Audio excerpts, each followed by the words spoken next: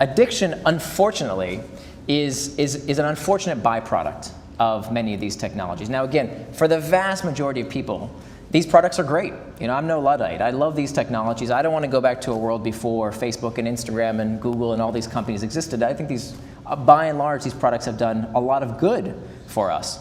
But the good news is that for the first time, the manufacturers of addictive products, potentially addictive products, can do something about those people. Because let's think about it. Addiction is nothing new. Right? People have been addicted to all sorts of things throughout time. I mean, if have you ever seen that A&E show? I think it's on A&E, where it's Intervention. People get addicted to sniffing glue. They get addicted to pulling their hairs. They get addicted to all sorts of things.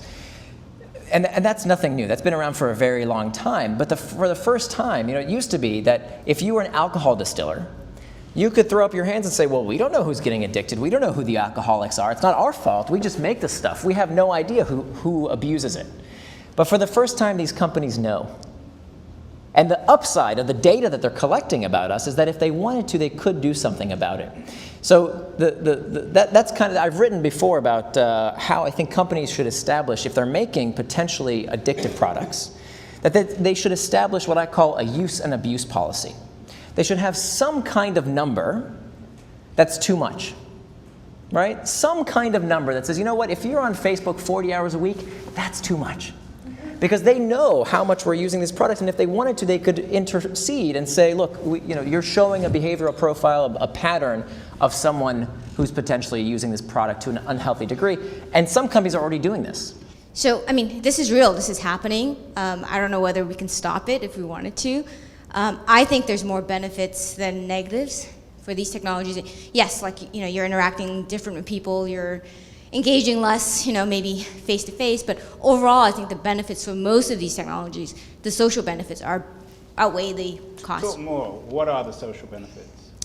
Well, I think we can connect with information, people, products all over the world, like we've never been able to do before. We have more access to things to help us make better decisions. There's lots more transparency in every sector of society.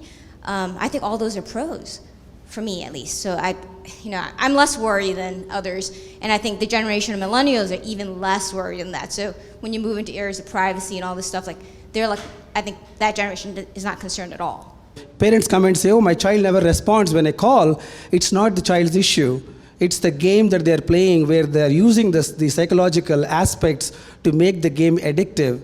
So when you explain that to parents, they start getting mad at their children, and then they think, why are these companies being celebrated like that? So I do think that as individuals, entrepreneurs, we are responsible to create a generation that can take actions out of inspiration and passion, not because we are always notified to do something. It's a great question, and Nir, maybe you can talk more broadly about parents and technology. Yeah.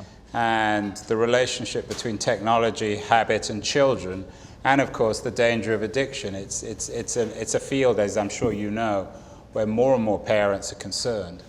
This conversation made me think of, I think it was a decade ago, McDonald's started getting sued for selling addictive products, and I wonder if technology companies will ever get sued. That's a great idea. Yeah. Because if what you're proposing is true, that you can truly engineer use, then the implication of that is that companies will be held responsible for the type of use that they create. And could there be a class action lawsuit against Instagram for a whole category of people that became addicted to it?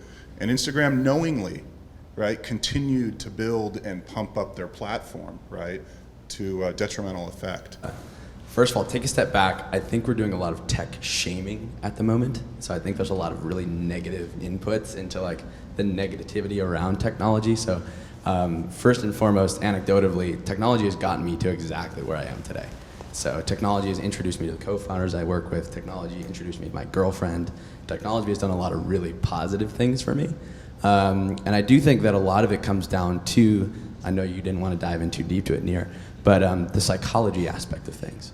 So we compare the idea of McDonald's, a lawsuit on people who are eating too many hamburgers and becoming obese, to utilizing technology too much. So I think both of them come back to the same ideology around the psychosis of the individual.